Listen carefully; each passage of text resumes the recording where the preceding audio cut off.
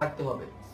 আমরা আরো দেখতে পাচ্ছি যে রাষ্ট্রপতি গতকাল বলেছিলেন যে অনতিবিলম্বে তিনি জাতীয় সংসদ বিলুপ্ত করবেন, কিন্তু আমরা এখনো দেখছি যে একটি অভ্যুত্থানের পরেও এই ফ্যাসিস্ট হাসিনার জাতীয় সংসদ রয়ে গেছে।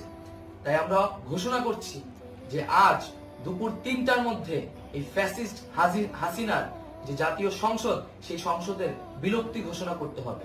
যদি আজ বিকাল 3টার মধ্যে এই জাতীয় সংসদের বিলুপ্তির ঘোষণা না আসে, তবে আমরা কঠোর কর্মসূচি দিতে বাধ্য থাকব।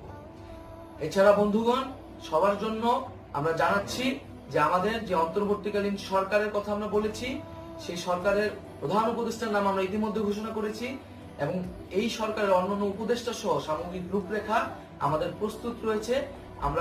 আমরা খুব শীঘ্রই সেই রূপরেখাটি জাতির সামনে উপস্থাপন করব। আমরা বাংলাদেশে স্থিতিশীলতা চাচ্ছি, সমাজে ন্যায় বিচার